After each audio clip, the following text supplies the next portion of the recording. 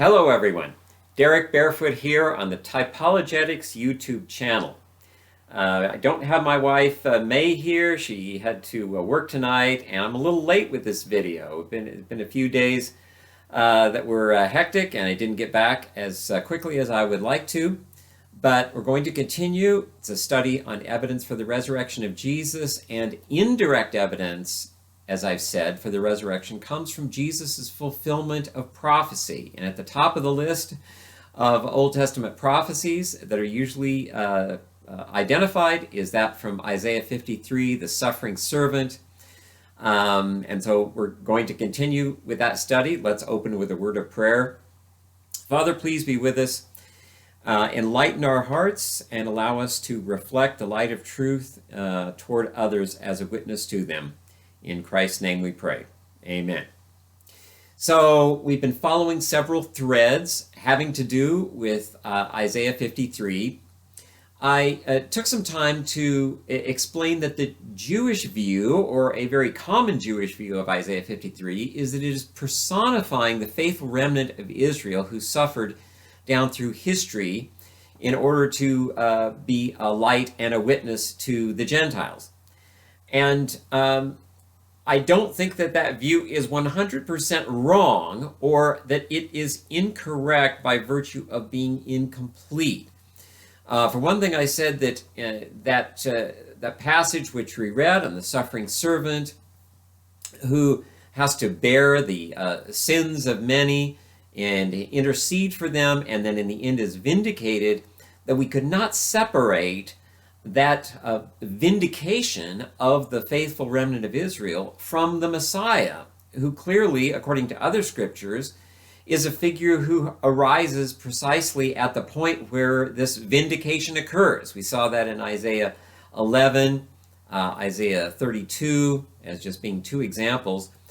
Also, we saw that in the New Testament, Jesus Christ, although a single messianic figure, that he opens onto a people in union with him, that come to be spiritually included in him in a particular way. His sufferings and his glory becomes something that they participate in. And we considered some scriptures that showed that. Paul in Galatians even says that the promises are made to Abraham's seed, being one, sort of a play on words with the word seed there, sperma in the Greek.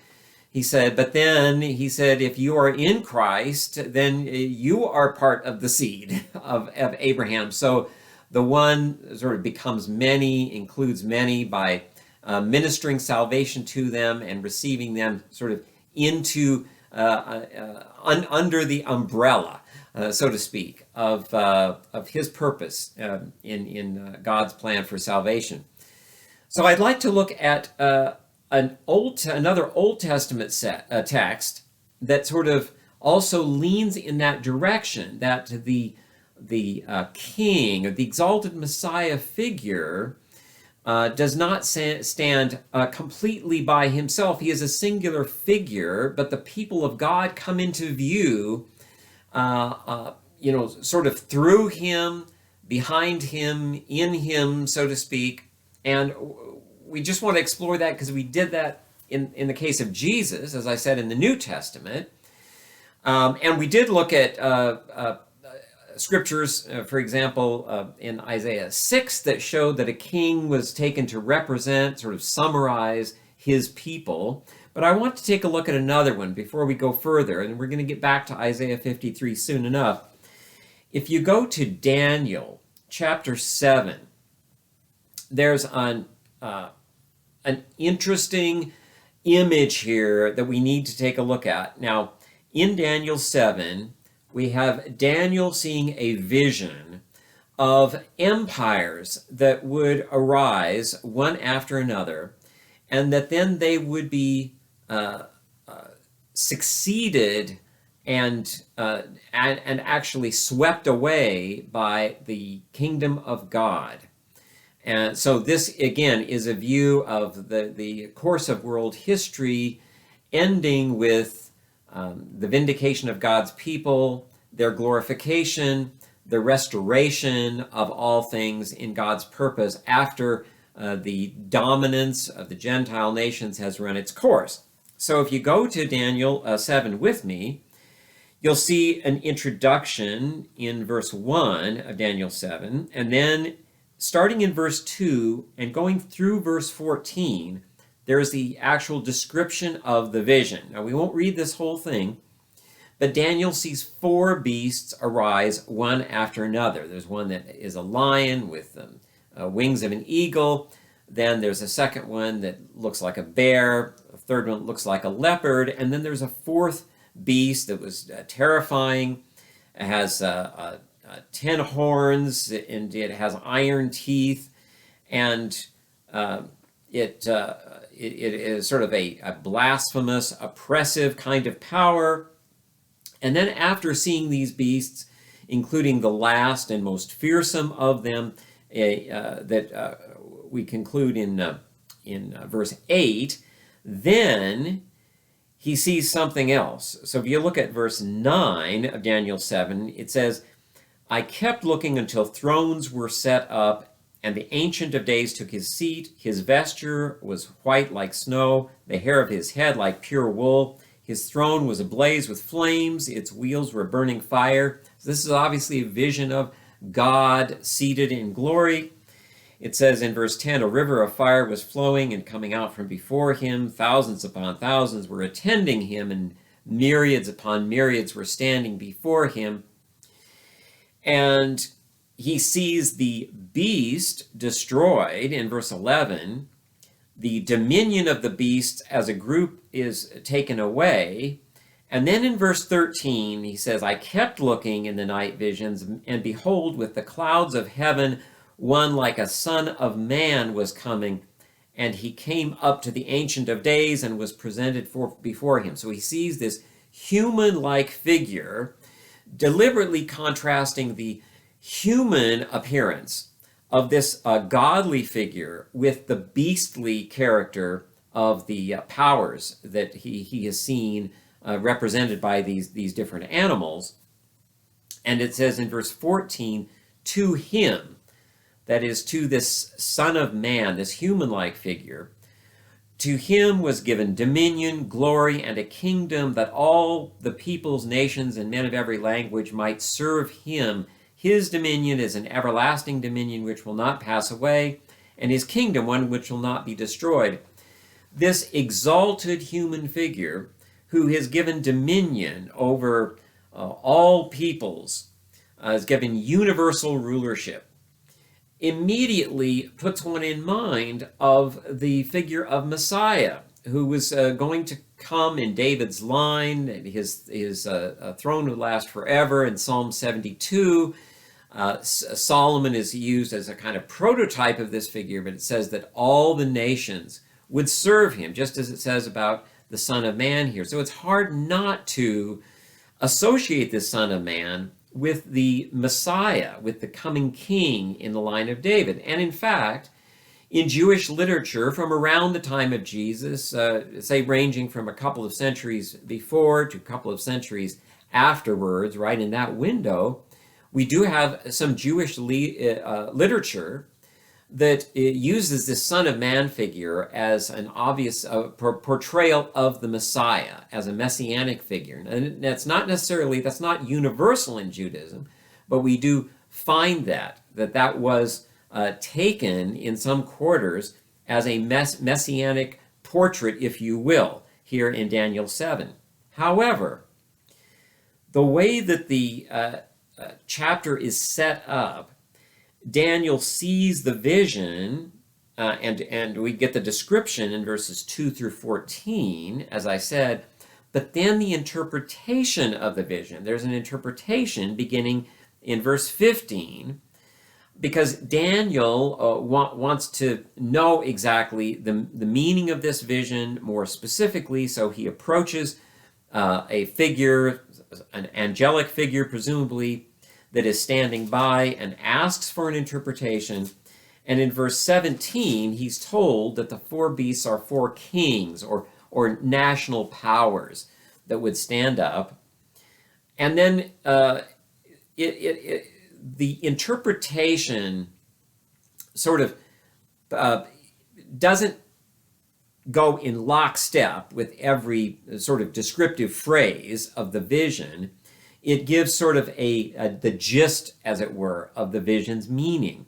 And it just starts out with the statement that the four kings that are described in verse 17, it says in verse 18, but the saints of the highest one will receive the kingdom and possess the kingdom forever for all ages to come. So there's a quick sort of summary of the vision's meaning. It means that there are earthly powers that are going to rise, but that after them, in God's purpose, his kingdom will take power. But instead of saying the Son of Man, this human-like figure that we got the description of earlier, it says the saints or holy ones, the holy people of the highest one, or the Most High, of God, the holy people of God will receive the kingdom. So in other words, in the place where the vision had the Son of Man receiving the kingdom, the interpretation says the saints or the holy ones receive the kingdom. So that's in verse 18, but then it backs up because Daniel wants to know with more specificity the meaning. So especially of the most fearsome beast, the fourth one described. So it says that that there is this fearsome power that will arise, and that it would wage war with the saints, that it would persecute the holy ones, the people of God. And then in verse 22, until the Ancient of Days came and judgment was passed in favor, again, of the saints of the highest one. And the time arrived when the saints took possession of the kingdom. And it repeats down in verse 27, it says, after the final beast's dominion is destroyed, in verse 26, then it repeats again, then the sovereignty, the dominion, and the greatness of all the kingdoms under the whole heaven will be given to the people of the saints of the highest one. His kingdom will be an everlasting kingdom, and all the dominions will serve and obey him. So how interesting this is, that just as Paul in Galatians proceeded from that single seed who fulfills the promise of blessing all the nations, that is being Jesus Christ, then as Paul goes forward, he talks about the people of God, and then the people being the seed of Abraham through the ministry of Christ Jesus.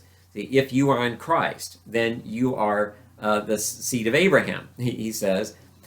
We notice that something very similar happens in Daniel 7, where the Son of Man figure, striking this powerful, singular, king-like figure, then gives way to the people of God receiving the kingdom. So it's very much of a similar progression.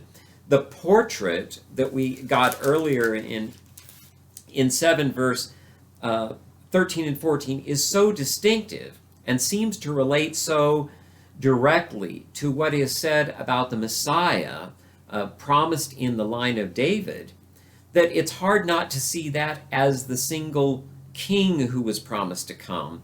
And yet the people of God are quickly included in receiving the kingdom as the interpretation of the vision goes forward. So seeing both one and many implicated in Isaiah 53's description of the suffering servant is not out of line with the general tenor of the scriptures. But for that very reason, a sort of to see the sufferings of the servant as being reflected in the sufferings of the faithful people of God by no means excludes, in fact, itself implies a singular fulfillment that is the sort of the spark and the key to the larger picture of the people of God as a whole. So although we won't look up these various scriptures, you could think of it this way: is Jesus put himself as I pointed out before, in the parable of the vineyard and the evil tenants. If you remember that parable, we get that in the Synoptic Gospels. That there's a vineyard owner, and he sends his servants to get the fruit of the vineyard, and his servants are persecuted, and finally he sends his son. The son is persecuted and killed. Jesus puts himself in the line of the faithful prophets of Israel, that they were leading up to him, and clearly in that parable, the sufferings of the servants, of the prophets, who were, as I've said, the prophets were the voice of the faithful remnant of God. He puts himself as sort of being the last, the one who fulfills their sufferings completely, and their sufferings are a kind of indicator of the sufferings that will befall him. Well, as their sufferings lead up to his and culminate in the singular sufferings of Jesus, as in his telling of the parable, in another saying, Jesus says that he is going to send, both to Israel and then by implication to the rest of the world, he's going to send apostles and prophets, and that they will be persecuted. And his sufferings will in turn be reflected in their experience of persecution. And then their eventual vindication will be part of his own vindication. And because of his ministry, they will experience vindication in the end of things. But see what's happening. We had sort of it's like we have a funnel coming down to this point of Jesus, of the faithful remnant and their representatives coming down and pointing toward Jesus himself as the Messiah suffering, and then coming out from him. It's kind of like a sideways hourglass, if you think of it.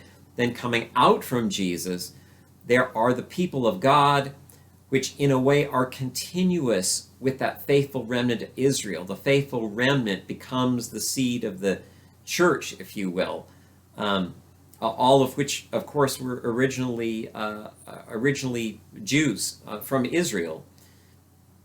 That coming out from Jesus, then we have the people of God also reflecting both his faithfulness, not sinless like him, but reflecting his faithfulness, and then suffering persecution, and then having that glory as its end result. So the many and the one are sort of co-reflective here. And so if we go back to Isaiah 53, so let's do that again. We don't need to read it in such a way as to exclude the sufferings of the people of God, both in the period of ancient Israel and the period following the coming of Jesus, to see that pinpoint application to Jesus. And I do think we see some indications within the prophecy of that individual singular fulfillment as being present in the prophecy. So going back to Isaiah 53 again, starting again at verse 1, remember we read this before 2 or 3 studies ago, but it says, "Who has believed our message, and to whom has the arm of the Lord been revealed? For he grew up before him like a tender shoot and like a root out of parched ground." And this is an important indicator, because that last term, a root out of parched ground, it's sheresh. In Hebrew is a root or a tendril that a plant might send forth. And that corresponds linguistically well with what we read back in Isaiah 11. So if you hold your place on Isaiah 53 and turn back to Isaiah 11, this is clearly a portrait of the individual coming king. And remember in verse 10, it says of Isaiah 11, it says, "Then in that day the nations will resort to the root of Jesse." So being of Jesse indicates the royal family of David. This is not just the faithful remnant as a whole personified. This is the coming king. The root of Jesse, again, it's that Hebrew word sheresh, who will stand as a signal for the peoples, and his resting place will be glorious. And then it says, as a result of his arising, God would be able to gather and restore his remnant. We get that then in the following verses. So right away we have a kind of descriptive correspondence to the Messiah figure based on this word root. So root out of Jesse, root out of parched ground. Covered that. How did that work? It's because by the time that Jesus came, the line of Jesse had been dry of producing any kings actually sitting on the throne of the Lord in Jerusalem. And then, if you work your way through these verses, where it talks about the sins falling on him, the chastisement or punishment that was really due to those unfaithful fell on him. If you go down to verse 8, it says, by oppression and judgment he was taken away, and as for his generation, who considered that he was cut off from the land of the living? For the transgression of my people, to whom the stroke was due. Well, as I said, in the at least one type of rabbinic interpretation, it would be the kings of the nations mentioned in Isaiah 52, verse 15, leading into Isaiah 53. Of course, these chapter designations are not original to the book of Isaiah, so there isn't not really a hard break there. The kings would be, rhetorically speaking, as we start 53, but that's not really possible when we get down to verse 8. Clearly it's here God is speaking when he says, for the transgression of my people. This wouldn't really be a rhetorical address on the part of the Gentile kings. This would be referring to Israel. Now, you could see this as indicating the larger nation for whom the faithful of Israel were suffering. That is, the faithful were suffering in order to try to bring the wayward part of the nation back to God. But it really is not possible to see this as sort of a strictly an application that the sins of the Gentiles, or the Gentiles as people of ignorance, people in spiritual darkness, as contrasted with Israel as being those whose sins are in view here.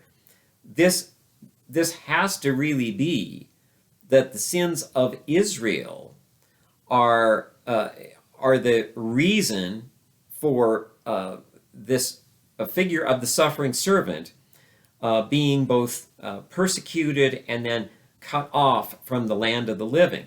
So we would have to see Israel's sins at the very least to be in view. And again, this starts lining up with the general tenor of Jesus' ministry as we know it, that Jesus came himself primarily to the Jewish people to call them back to God, to proclaim the coming of God's kingdom as indicating that they needed to repent and get right with God, get into a right relationship with God by responding to that call for repentance, and that they were called upon to believe that God's kingdom was a reality, to believe in its imminence and its power, and clearly by implication Jesus as the proclaimer of it, as being at the center of that kingdom reality. All right, so when we get to verse 11, it says, as a result of the anguish of his soul, he will see it and be satisfied. By his knowledge, the righteous one, my servant, will justify the many, as he will bear their iniquities. This is something that we can see how this occurred with individual prophets. So if you go back to the case of Moses, remember that Moses suffered as an individual.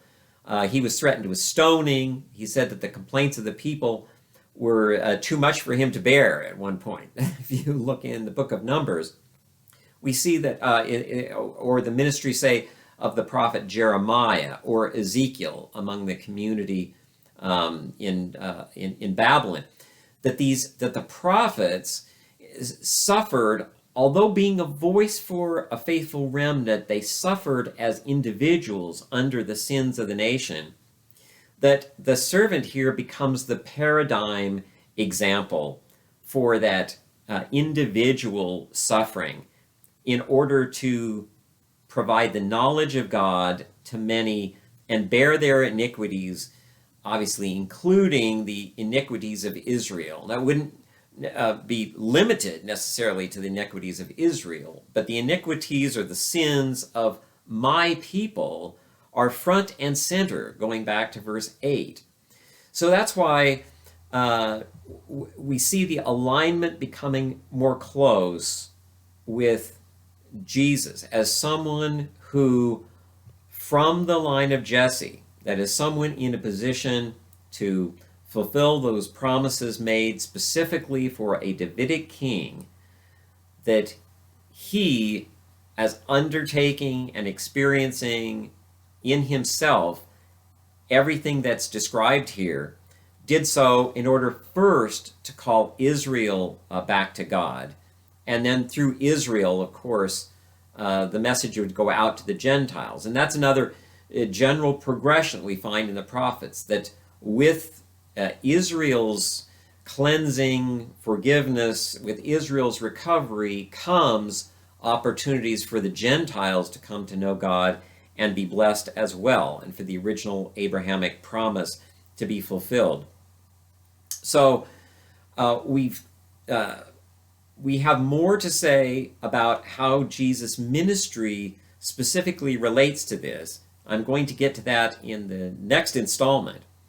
But more and more we can see, I think, in Isaiah that even though the sufferings of God's people can be seen and appreciated in this description, the sufferings of the people in ancient times, the people in the time following Jesus who suffered for the cause of the truth, it's this pinpoint singular figure that makes the most sense and that aligns so closely with Jesus. But that alignment is something that we're, like I say, we're going to look at in some detail, because the point I made before is what we'd like to do is line up prophetic pictures and portraits with what we can say with some historical assurance to others of what we know about Jesus' ministry. Of course, we know all kinds of details that are contained for us in the Gospels.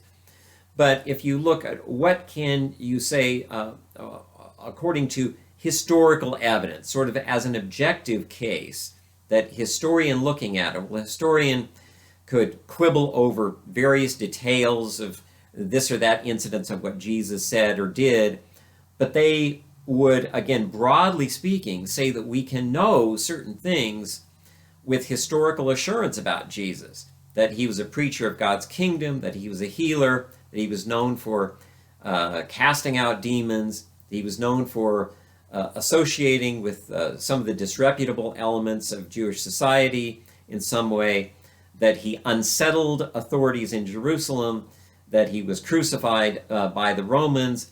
All these things we can stay with some historical assurance. So what we want to do is line those historically strongly grounded aspects of Jesus' ministry with prophetic portrayals like we've just considered in Isaiah 53. And we're going to do that more next time. So our time is up for the moment. Please include your questions, your comments, and likes. Hope to have May to help me next time. And let's close with prayer. So, Father, thank you for this time, for the opportunity to peer into the Scriptures and see your glory reflected in what they reveal about your Son. And be with us again by your Spirit of truth and guide us until we're together again. Amen. And I'll see you next time.